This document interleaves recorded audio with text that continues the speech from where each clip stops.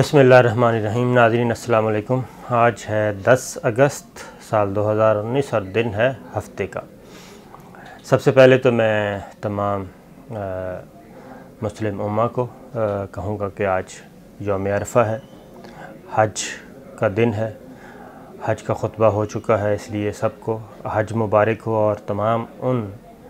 عازمین کو اور مسلمان بھائیوں کو جنہوں نے یہ فریضہ حج ادا کیا، آج یوم عرفہ میں خطبہ سنا اور وقوف عرفہ کیا۔ اللہ تعالیٰ ان کا حج بھی قبول کرے اور ان کی دعائیں بھی قبول کرے، اور خاص طور پہ یہ جو حج ہے مسلم امہ کے لیے خاص طور پہ میں کہوں گا کہ ان کے لیے ایک خیر اور فلاح کا سبب بنے، اور خاص طور پہ مسلمان جو ہیں وہ پوری دنیا میں جہاں جہاں بھی وہ ظلم و ستم کا شکار ہیں، زیر عتاب ہیں، اور ان کے ساتھ ایک تیسرے درجے کے شہری کا سلوک ہو رہا ہے، وہ خواہ یمن میں ہیں یا عراق میں کے مسلمان ہیں، لیبیا کے ہیں، مصر کے ہیں، فلسطین کے ہیں، اور خاص طور پہ میں کہوں گا کہ کشمیر، مقبوضہ کشمیر کے مسلمان، خاص طور پہ ان سے کہوں ان کے لیے اللہ تعالیٰ سے دعا ہے ہماری بھی کہ اللہ تعالیٰ اس یوم عرفہ میں جو آج دعائیں کی جائیں گی، یقیناً جو مسلم امہ کے جو نمائندگی ادا کر رہے ہیں اپنے اپنے ملک کی طرف سے گئے ہوئے ہیں حج ادا کرنے، کیونکہ کسی بھی ملک کا کوئی شہری اگر جاتا ہے یوم عرفہ میں تو اپنے ملک کو خاص طور پہ دعا کے میں شامل رکھتا ہے، اپنے ملک کو، اپنے خطے کو۔ تو کشمیر جو ہے وہ ظاہر ہے ہماری رگ رگ میں بس رہا ہے، اور پل پل ہمیں کشمیر کی یاد آتی ہے، اور خاص طور پہ کشمیریوں کے ساتھ جو ظلم ستم ہو رہا ہے اور ان کی آواز کو دبانے کی کوشش کی جا رہی ہے، جو ان کی خواتین کے ساتھ عصمت دری کی جا رہی ہے، نسل کشی کرنے کی تیاریاں جاری ہیں، اللہ تعالیٰ اس حج کے صدقے میں، حج کی دعاؤں کے صدقے میں، اور جو قربانیاں دی جا رہی ہیں، ادھر جانور قربان کیے جائیں گے کل، ان کے صدقے میں ہماری دعا ہے کہ اللہ تعالیٰ مقبوضہ کشمیر کے مسلمانوں کے لیے بھی آسانیاں پیدا کرے، اور جو دشمن کے اور خاص طور پہ نریندر مودی اور بھارتی حکومت کے اور بی جے پی کے اور RSS کے جو عزائم ہیں ان کا ذرا کریا کرم ہو، ان کا ستیہ ناس ہو، اور اللہ تعالیٰ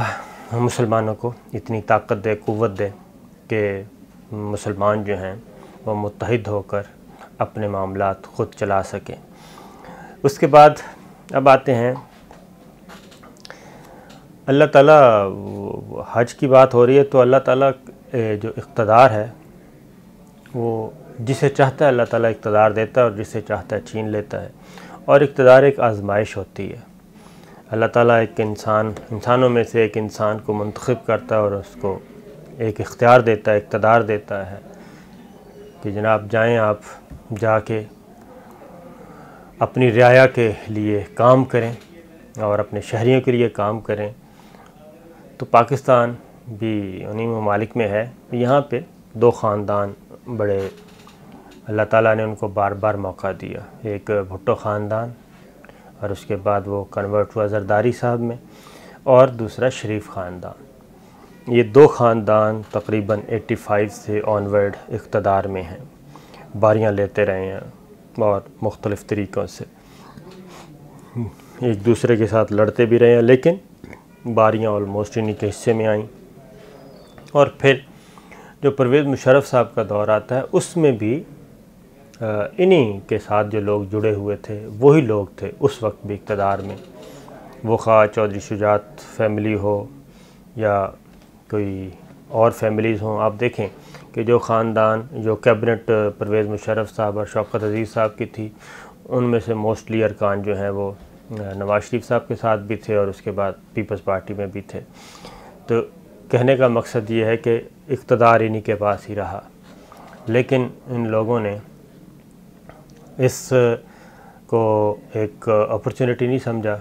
کہ ملک کے لیے اور پاکستان کے عوام کے لیے فلاح و بہبود کا کام کریں اور ویلفیئر اسٹیٹ بنائیں پاکستان کو، بلکہ انہوں نے اپنے لیے ویلفیئر اسٹیٹ زیادہ استعمال کیا۔ اور پھر اللہ تعالیٰ خود ہی کہتے ہیں جس سے چاہتا ہوں میں اقتدار چھین لیتا ہوں، اور جسے چاہتا ہوں عزت دیتا ہوں، جسے چاہتا ہوں ذلت دیتا ہوں۔ تو آج یہ دونوں خاندان جو ہیں خاص طور پہ یہ زیر عتاب ہیں اور گرفت میں ہیں، اور گرفت بھی ایسی ہے کہ یہ جو سٹیپ بھی سمجھتے ہیں کہ ہم بہت ہیں فن خوان ہیں یا ہم اس چیز کو مینیج کر لیں گے، وہ مینیج نہیں ہوتی۔ تو یہ پاناما سے جو سلسلہ شروع ہوا تو اس وقت شاید لوگوں نے سمجھا کہ یہ ایک مذاق ہے اور یہ ایک انتقام ہے۔ یہ انتقام اس وقت بھی نہیں تھا، کیونکہ یہ کہا گیا کہ جی پاناما کے پیچھے جو ہے وہ افواج پاکستان ہے، پاکستان کی اسٹیبلشمنٹ ہے۔ یہ ایک پرسیپشن، ایک پولیٹیکل نیریٹو بلڈ کرنے کی کوشش کی گئی، لیکن اس وقت بھی ہم یہی کہتے تھے کہ یہ ایسی بات نہیں ہے، کیونکہ پاناما ظاہر ہے، پاناما پیپرز جو لیکس آئیں وہ اس میں نہ تو آئی ایس آئی کا ہاتھ تھا، نہ کوئی ایم آئی کا ہاتھ تھا، نہ افواج پاکستان کا ہاتھ تھا، نہ ہی کوئی پاکستان کی سول انٹیلیجنس ایجنسی کا ہاتھ تھا، نہ ہی اس میں پاکستانی میڈیا کا ہاتھ تھا، اور بلکہ یہ پاناما پیپرز لیکس بھی ان جرنلسٹوں کے ذریعے ہوئے جو ان کے پے رول پہ سمجھا جانا چاہیے، اور ان کا ایک وہ تھا اسٹریٹجک پارٹنر تھا وہ میڈیا گروپ، تو ان کے ذریعے ہوئے۔ وہاں سے یہ سلسلہ شروع ہوا اور پھر یہ کہا گیا کہ جناب یہ سزائیں بہت، یہ سارا سیاسی انتقام ہو رہا ہے اور یہ اصل مقصد ہے نواز شریف صاحب کو ہٹانا۔ ایک مقدمے میں سزا ہوئی، دوسرے میں ہوئی، تیسرے میں بری ہو گئے، اسی طریقے سے باقی کیسز چلنا شروع ہو گئے۔ لیکن اب جو تازہ ترین چیزیں آ رہی ہیں وہ تو بالکل ایسی ہیں کہ اس میں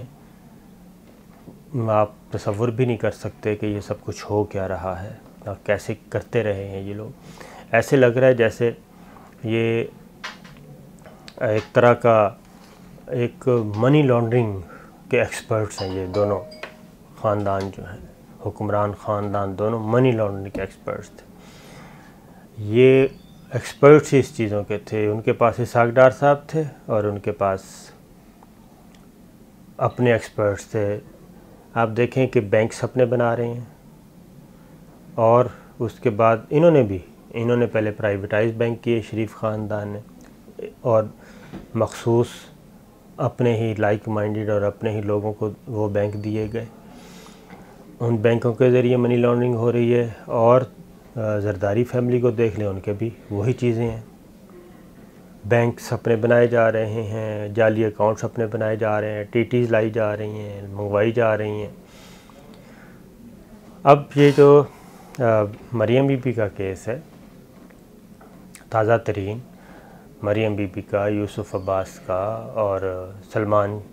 حمزہ کیا کہتے ہیں حسن نواز، حسین نواز، یہ سارے کا سارا حدیبیہ پیپر 2 ہے۔ اب یہ اریسٹ ہو گئے ہیں، اس کے بعد شہباز شریف صاحب بولے ہی نہیں ہیں۔ 2 دن تو بڑی مشکل سے وہ بولے،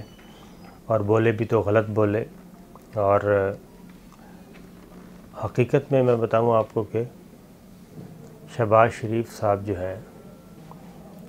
ان کے لیے یہ بہت اچھا ہوا، کیونکہ مسلم لیگ نواز وہ پارٹی کو اپنی طریقے سے لے کے چلنا چاہ رہے ہیں، اور مریم بی بی ان کی راہ میں رکاوٹ تھیں، جو چلیں آپ کو خبر دیتے ہیں آپ کو۔ شہباز شریف صاحب مسلم لیگ نواز کو اپنے طریقے سے اور اپنے نیریٹو پہ چلانا چاہ رہے ہیں، مریم بی بی ان کی راہ میں رکاوٹ تھیں، اور شہباز شریف صاحب کے معاملات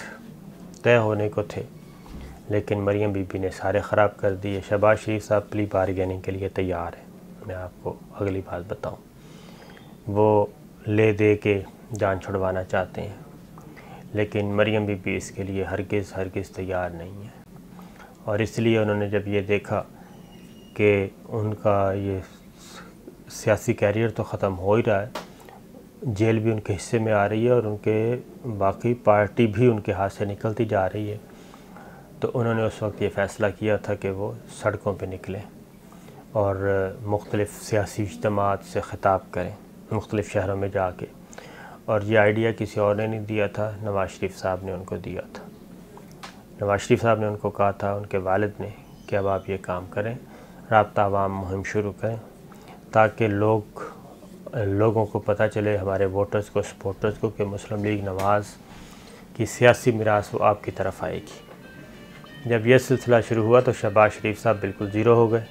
آل پارٹیز کانفرنس بلوائی گئی، اس میں مریم بی بی نے بغیر کوئی مشورہ کیے انہوں نے خود تنہا فیصلہ کیا اور وہ آل پارٹیز کانفرنس میں پہنچ گئیں۔ شہباز شریف صاحب نے اگلے دن فیصلہ کیا، بلکہ ان کی پارٹی نے اگلے دن فیصلہ کیا، جس دن 2 گھنٹے پہلے آپ یوں کہہ لیں 10 بجے فیصلہ کیا کہ وہ بھی شریک ہوں گے۔ 12 بجے آل پارٹیز کانفرنس تھی، مریم بی بی ایک دن پہلے ہی آ گئی تھی۔ ایک چیز، دوسری بات، پھر سینٹ کے انتخابات میں چیئرمین سینٹ کو ہٹانا، اس میں بھی مریم بی بی پیش تھیں، شہباز شریف صاحب ہرگز نہیں تھے۔ پھر آ جائیں یہ چیزیں، اور ظاہر ہے اس کے بعد پھر شہباز شریف صاحب کے پاس کوئی آپشن ہے ہی نہیں، وہ زیرو ہو گئے۔ اتنا ہی رزسٹ کر سکتے تھے، وہ پہلے سے ہمیں پتہ ہے کہ وہ خاص حد سے آگے اپنی فیملی کے اندر رزسٹ نہیں کرتے۔ تو اب ادھر سے مریم بی بی کے بارے میں یہ جو منی لانڈرنگ کے تازہ ترین کیسز تھے وہ سامنے آئے اور شواہد بھی مل گئے، اور مریم بی بی کو پتہ تھا کہ اگلی تاریخ پہ جب بھی وہ پیش ہوں گی، سوائے اس کے نائب کے پاس کوئی آپشن نہیں ہوگا کہ ان کو گرفتار کیا جائے گا۔ اس لیے انہوں نے یہ خط لکھا تھا کہ جناب وہ آج دستیاب نہیں ہے، اس لیے عید کے بعد کی کوئی ڈیٹ دی جائے۔ وہ ٹائم گین کرنا چاہ رہی تھی اس دوران، لیکن نیب نے اس پہ کوئی کمپرومائز نہیں کیا اور ان کو کوٹ لکھپت سے گرفتار کر لیا۔ پھر یہ جھوٹ بولا گیا کہ جناب وہ تو اس دن پیش ہونا چاہ رہی تھی، وہ بھی نیب نے وضاحت کر دی، اور شہباز شریف صاحب اس میں بھی ثابت ہوا کہ غلط بیانی سے کام لے رہے ہیں۔ باقی یہ جو تصویریں آپ دیکھتے ہیں، یہ سارا آپ یوں سمجھیے کہ یہ تصویری نمائش ہی ہے، یہ ہلا گلا گریبان پھاڑے جا رہے ہیں اور احتجاج کیا جا رہا ہے، ایسی چیزیں نہیں ہیں، کیونکہ پاکستان اس وقت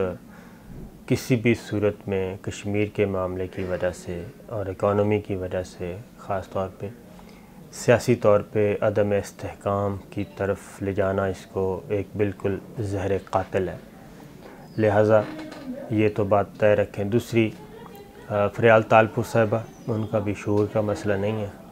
ان کو ہیضہ ہوا تھا بقول ڈاکٹرز کے، اور اسی لیے وہ ہاسپٹل میں ہیں۔ اب اگلی خبر یہ ہے کہ ڈاکٹرز جو ہیں ان کو ایکچول جو سچویشن ہے وہ ہے کہ ان کی طبیعت ٹھیک ہو چکی ہے، لیکن وہ عید جو ہے وہ ہاسپٹل میں ہی گزارنا چاہ رہی ہیں، تحویل میں نہیں گزارنا چاہ رہی، اور وہ بھی یہ سارا چیزیں مینیج کرنے کی کوشش کر رہی ہیں، کیونکہ ان کے ساتھ بھی طے تھا کہ یہ پلی بارگین جلدی ہوگی، لیکن وہ بھی پلی بارگین لیٹ ہوتی جا رہی ہے۔ پیپلز پارٹی کے معاملات بھی آنے والے دنوں میں خراب ہو سکتے ہیں، اور اس میں پھر فردر یہی ہے، اس کے علاوہ کوئی آپشن نہیں ہوگا کہ ان کا بھی پھر ٹرائل شروع کر دیا جائے۔